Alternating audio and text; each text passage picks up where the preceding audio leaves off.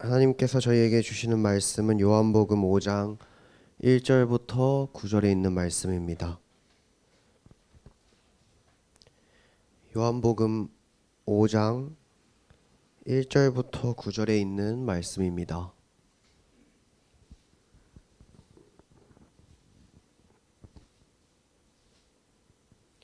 네, 저희 요한복음 오늘 1절부터 9절 말씀 저와 여러분이 한 절씩 돌아가면서 읽도록 하겠습니다. 그의 유대인의 명절이 되어 예수께서 예루살렘에 올라가시니라.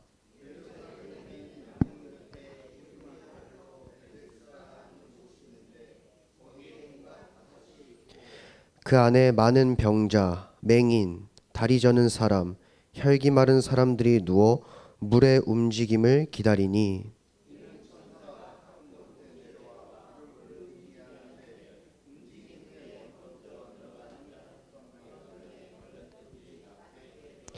거기 38배 된 병자가 있더라.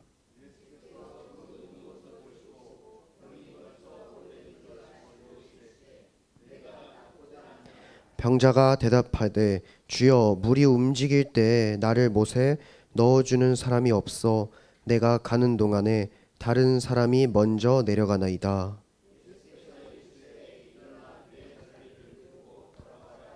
다 같이 읽겠습니다. 그 사람이 곧 나아서 자리를 들고 걸어가니라. 이 날은 안식일이니. 아멘.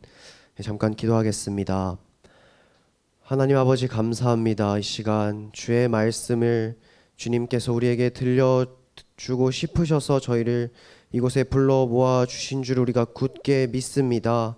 하나님 이곳에서 말씀을 듣는 것으로 목표를 삼는 것이 아니라 이 말씀을 듣고 살아내는 것에 목표를 둘 수 있는 우리 모두가 될 수 있게 도와주시옵소서. 아버지 하나님의 말씀이 선포됩니다. 사람의 생각과 말이 섞여나가지 않게 도와주시고 우리 살아계신 하나님이 원하시는 뜻만이 부족한 종의 입에 통해서 선포될 수 있게 이 시간 함께하여 주시옵소서. 감사드리며 예수님의 이름으로 기도합니다. 아멘. 이 시간 다 같이 인사하겠습니다. 사랑합니다. 축복합니다. 네, 사랑하고 축복합니다. 저희가 오늘 들을 말씀의 제목은 베데스다입니다. 다 같이 해볼까요? 베데스다. 네, 곧 있으면 우리나라의 명절이 시작됩니다. 다들 알고 계시죠? 바로 추석이 시작이 됩니다. 우리나라에서는 이 추석이 가장 큰 명절 중에 하나로 또 빨간 날로 감사히 지정을 해 주셔서 평소에 못 보던 가족에게 찾아가고 모여서 맛있는 음식을 먹고 하는 명절이 이제 곧 찾아옵니다. 근데 우리나라의 명절인 추석과 또 설날처럼 이스라엘에도 마찬가지로 몇 가지 큰 행사, 절기가 있습니다. 대표적으로는 유월절, 오순절, 초막절 이 세 가지가 가장 대표적이고 나머지가 더 있어요. 여러분 이 날 다 무슨 날인지 아시죠? 몰라도 천국 갈 수 있습니다. 그런데 이 명절이 우리나라는 명절이 되면은 못 보던 가족들을 보러 가는 것처럼 이스라엘도 명절만 되면 가는 곳이 있었습니다. 바로 예루살렘 성전입니다. 오늘 말씀이 그 배경을 두고 있습니다. 우리 5장 1절 한번 다 같이 읽어볼게요. 그 후에 유대인의 명절이 되어 예수께서 예루살렘에 올라가시니라. 아멘. 이 성경에서는 정확히 어떤 명절인지는 저희에게 알려주고 있지 않습니다. 그런데 한 가지 확실한 것은 이날은 이스라엘의 명절이라는 거예요. 그렇다는 것은 모든 유대인들이 지금 예루살렘 성전으로 오고 있다는 뜻이 되는 것입니다. 그럼 사람이 지금 성전 안에, 성전 주변에 엄청나게 많은 배경을 우리는 생각할 수 있습니다. 그런데 성경은 이상하게 지금 한창 축제 현장인 또 제사의 현장인 예루살렘 성전 안쪽을 보여주는 것이 아니라 예루살렘 성전 바깥쪽을 우리에게 보여주고 있습니다. 요한복음 5장 2절 다 같이 읽어보겠습니다.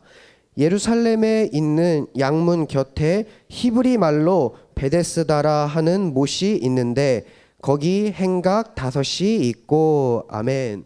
여러분, 예루살렘 성전에는요 총 8개의 성문이 존재하고 있습니다. 그리고 오늘 본문에서 소개되는 문의 이름은 양문입니다. 양문이 뭐냐면요, 여러분, 양쪽에 있어서 양문이라고 하지 않고요, 이제 제사를 지낼 때는 양이 필요하잖아요. 그 양들이 들어오는 곳이에요. 성전이 이렇게 있으면은 가장 북쪽에 이 양문이 있는데 여기서 제사로 지낼 양들이 들어오게 됩니다. 그래서 이 문을 양문이라고 하고 있습니다. 그리고 성경은 이 양문 옆에 있는 연못으로 우리의 시선을 옮겨줍니다. 베데스다라고 불리는 연못인데요, 이 못은 여러분 자연적인 연못이 아니에요. 사람들이 인공적으로 파서 만든 연못인데 규모가 엄청나게 크다고 알고 있습니다. 그런데 이 연못을 왜 만들었냐? 성전에서 필요할 때마다 물을 끌어다 쓰기 위해서 이 연못을 인위적으로 사람들이 만들었습니다. 중요한 것은 이 베데스다라는 이름의 뜻이에요. 이 베데스다라는 이름의 뜻은 여러분 자비의 집 또는 은혜의 집이라고 불립니다. 이 연못 근처에서는 많은 병자들이 있었다고 성경은 우리에게 알려주고 있습니다. 요한복음 5장 3절 다 같이 읽겠습니다. 그 안에 많은 병자, 맹인, 다리 저는 사람, 혈기 마른 사람들이 누워 물의 움직임을 기다리니. 본문은 지금 이스라엘이 명절이라고 우리에게 알려주고 있었습니다. 그런데 성경이 우리에게 지금 소개해주고 있는 사람은 한창 명절을 즐기고 있는 유대인들이 아니라 성전에 들어가지 않고 성전 바깥에서 연못의 움직임을 기다리는 병자들, 아픈 사람들을 우리에게 알려주고 있습니다. 우리가 알아야 할 것은 이 성경의 시점이 바로 우리가 믿는 예수님의 시점이라는 것입니다. 여러분, 되게 많은 사람들은 화려하고 잘났고 돈 많고 인기 많은 사람에게 시선이 가고 마음이 가기 나름입니다. 저 역시도 그렇습니다. 그런데 우리 예수님은요, 그런 화려하고 누가 봐도 우월한 사람이 아니라 소외되고 작고 상처받고 가난한 자들에게 마음이 가시는 분이 우리가 믿는 그 예수님입니다. 우리 예수님이 이 땅에 오신 이유가 성경에 기록되어 있습니다. 누가복음 4장 18절 19절 두 절 말씀 찾아보겠습니다. 누가복음 4장 18절 19절.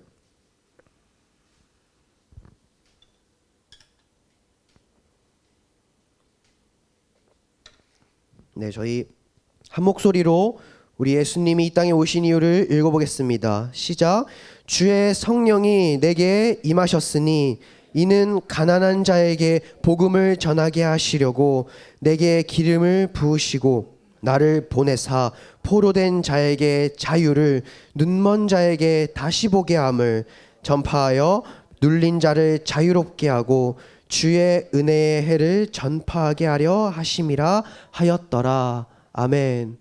우리 예수님은 이 땅에서 작고 낮고 상처받은 자에게 자신의 복음을 전하러 이 땅에 오셨습니다. 이 시간 모인 우리는 주의 성령을 받은 자들입니다. 믿으십니까? 우리 예수님은 누가복음 말씀에서 주의 성령이 내게 임하였으니 라고 말씀하고 계십니다. 그리고 예수님께서 받은 그 성령이 우리 안에도 계신 줄 믿습니다. 그렇다면 우리 역시 예수님의 마음처럼 힘들고 지친 영혼에게 유일한 소망이신 예수 그리스도의 복음을 전파해야 될 줄 믿습니다. 그리고 이들이 모인 베데스다에는 여러분 전설이 하나 내려오고 있었습니다. 우리 본문의 4절 말씀 다 같이 읽어보겠습니다. 이는 천사가 가끔 못에 내려와 물을 움직이게 하는데 움직인 후에 먼저 들어가는 자는 어떤 병에 걸렸든지 낫게 되밀어라. 아멘. 우리 이 말만 들으면 굉장히 신기한 것 같습니다. 우리의 상상력을 막 자극하는 것 같아요. 연못이 있는데 마치 막 빛나는 천사가 와가지고 물을 한번 이렇게 휘젓고 가면, 야, 저기 들어가면 날 수도 있겠는데? 낫는 사람도 있는데? 라는 상상을 자극하게 됩니다. 그리고 실제로 많은 사람들이 여기에 모여 있다는 것을 보니까 정말 이 연못에서 엄청난 효과가 발휘되는 것 같이도 느껴지게 됩니다. 여러분, 이 베데스다의 이름의 뜻이 뭐라고 했는지 기억나시나요? 자비의 집, 은혜의 집이라고 했습니다. 그래서 그런지 이곳에서는 자비와 은혜가 넘쳐났던 것 같습니다. 천사가 물을 움직일 때 들어가기만 하면 어떤 병이라도 낫는다.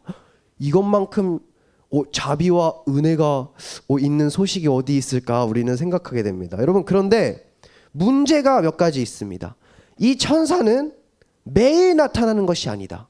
언제 나타나냐면 가끔 나타난다고 성경은 이야기하고 있습니다. 그리고 또 다른 문제는 무엇이냐? 옆에 있는 사람들도 있다는 거예요. 그냥 아무나 들어가는 게 아니라 몇 번째로 들어가는 자가 낫는다고요? 첫 번째로 들어가는 자. 조건이 있어요. 가끔 움직이고 그 가끔 움직이는 타이밍을 봐서 첫 번째로 들어가는 사람만이 낫는다라는 게 이 베데스다의 조건이었습니다. 여기 모인 사람들은 여러분 아마 긴장의 연속일 것입니다. 물이 언제 움직이나 그 물을 항상 주시하고 있어야 돼요.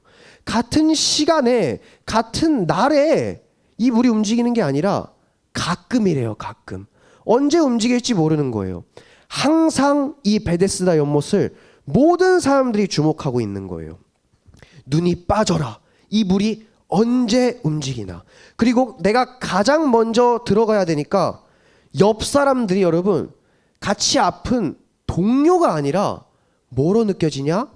경쟁 상대로 느껴진다라는 거예요. 이들은 몸도 피곤해지고 눈도 피곤해지고 옆에 있는 사람들을 경쟁하랴 눈치 보랴 마음도 힘든 상태라는 것입니다. 다시 한번 말씀드리지만 이곳의 이름은 자비의 집, 은혜의 집입니다. 단 조건은 내가 먼저 들어가야 자비의 집, 은혜의 집이 된다는 사실입니다. 여러분, 이들은 지금 행복한 상태일까요? 우리가 한번 생각해 봤으면 좋겠습니다. 저는 아니라고 생각합니다. 밤낮으로 연못 근처에서 시시탐탐 기회를 노리지만 아픈 사람이 한 사람, 두 사람 추가될 때마다 이 사람들의 마음은 더 초조해질 것입니다. 심지어 옆 사람이 그냥 빨리 저 병에 안 낫고 그냥 빨리 죽어버렸으면 좋겠다. 내 경쟁 상대 한 명이라도 줄어들어야 내가 들어갈 확률이 높아지니까 아마 이런 악한 생각도 했을 것 같습니다. 아이러니하게도 자비의 집, 은혜의 집에서 자비와 은혜는 도저히 찾아볼 수가 없는 상황이 된 것입니다. 그리고 예수님은 여러분 그 많은 병자 중에 한 사람에게 시선을 돌리십니다. 우리 요한복음 5장 5절 다 같이 읽겠습니다. 거기 38배 된 병자가 있더라. 아멘. 예수님은 이 사람이 이미 오래된 병을 가지신 것을 알고 계셨습니다. 우리 6절 말씀 이어서 읽어보겠습니다. 요한복음 5장 6절 다 같이 읽겠습니다. 예수께서 그 누운 것을 보시고 병이 벌써 오래된 줄 아시고 이르시되 내가 낫고자 하느냐. 아멘. 여러분, 예수님은 분명한 하나님이시기 때문에 이 병자가 병이 얼마나 오래됐는지 어디가 아픈지 정확하게 알고 계셨습니다. 그런데 신기하게요, 이상하게요, 이 병자는 누구보다 빨리 들어가야 되는 연못에서 지금 자세가 어떤 줄 성경이 알려주고 있어요. 그 누운 것을 보시고 이 사람은 우사인 볼트보다 다리가 빨라가지고 너네는 서 있어, 앉아 있어, 난 누워서도 천사가 움직이면 바로 달려갈 수 있어 라는 생각을 가지진 않았을 거예요. 이 사람이 어떤 병에 걸렸는지 우리는 요한복음 5장 3절을 통해서 추측해 볼 수 있습니다. 요한복음 5장 3절 다시 한번 읽어보겠습니다. 시작. 그 안에 많은 병자, 맹인, 다리 저는 사람이 아마 이 사람의 병이 아닐까 하는 생각이 듭니다. 연못에 빠르게 들어가려면 누워 있는 것보다 서 있거나 앉아 있어야 함에도 누워 있었다는 것은 그럴 수밖에 없다는 상태였던 것입니다. 예수님은 이 병자에게 질문하십니다. 우리 다시 한번 6절 말씀 읽어보겠습니다. 시작. 예수께서 그 누운 것을 보시고 병이 벌써 오래된 줄 아시고 이르시되 내가 낫고자 하느냐. 아멘. 지금부터 우리는 이 38년 된 병자가 돼볼 것입니다. 우리는 지금 여러분 주변 한번 쓱 돌아보세요. 자, 우리 다 병자인 거예요. 우리 다 아픈 사람이에요. 이제 다 경쟁자인데 이제 막 신경이 쓰여요. 막 나 쟤보다 빨리 들어가야 되는데, 물론 여러분들은 먼저 들어가세요 이러겠지만 여기 있는 사람들은 안 그럴 것 같아요. 지금 막 신경이 곤두서 있는 상태예요. 그런데 웬 사람이 와가지고 네가 낫고 싶니? 라고 하면 성도님들 뭐라고 하실 거죠? 낫고 싶죠. 당연히 낫고 싶죠. 낫고 싶니? 낫고 싶어요. 막 내 사정을 얘기하겠죠. 저 다리가 아파요. 예수님 저 낫게 해주실 수 있나요? 네, 낫게 해주세요. 우리는 이렇게 대답할 것 같습니다. 너무나도 당연한 대답이고 너무나도 쉬운 대답입니다. 그런데 이 38년 된 병자의 대답을 우리는 성경을 통해서 알 수 있습니다. 7절 다 같이 읽어보겠습니다. 시작. 병자가 대답하되 주여 물이 움직일 때 나를 못에 넣어주는 사람이 없어 내가 가는 동안에 다른 사람이 먼저 내려가나이다. 아멘. 여러분, 이 병자는요, 예수님께서 낫고 싶니? 라고 했을 때 네, 낫고 싶습니다 가 아니라 내가 지금까지 낫지 못하는 이유를 예수님께 설명하기 시작해요. 다른 사람들은 도와주는 사람이 있었다고 이 병자는 이야기합니다. 그 말은 이 병자를 도와주는 사람은 있었다는 건가요? 없었다는 건가요? 없었다. 예수님, 다른 사람들은 거동이 불편해도 도와주는 사람이 있어요. 그래, 나는 도와주는 사람이 없어요. 그래서 내가 저 물에 못 들어가고 있습니다. 이 사람은 지금껏 수많은 시간을 아마 이 연못 근처에서 보냈을 것 같습니다. 38해. 여러분, 20살부터 왔다고 해도 거진 20년을 아마 이 연못 근처에서 거의 생활하다시피 했을 것입니다. 그리고 내가 아니라 다른 사람들이 들어갈 때마다 그 절망감과 우울함은 이 사람을 짓눌렀을 것입니다. 이 사람은 그 오랜 시간 가운데서 사람들에게 받은 상처와 증오가 이 사람 마음속에 아마 엄청나게 가득했을 것입니다. 그런데요, 예수님은요, 이 사람이 무엇라 말하든지 자신이 할 일을 하셨습니다. 요한복음 5장 8절 다 같이 읽어보겠습니다. 예수께서 이르시되 일어나 내 자리를 들고 걸어가라 하시니. 아멘.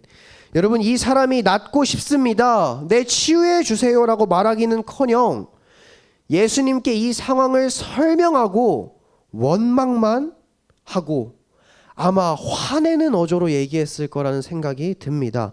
하지만 예수님이 이 사람이 무엇라 반응하든 무어라 자신에게 얘기를 하던 이 사람에게 자신이 할 일을 하셨습니다. 일어나 걸어서 네 자리를 들고 걸어라 라고 예수님께서 말씀하셨습니다. 그리고 요한복음 5장 9절 다 같이 읽겠습니다. 그 사람이 곧 나서 자리를 들고 걸어가니라. 아멘.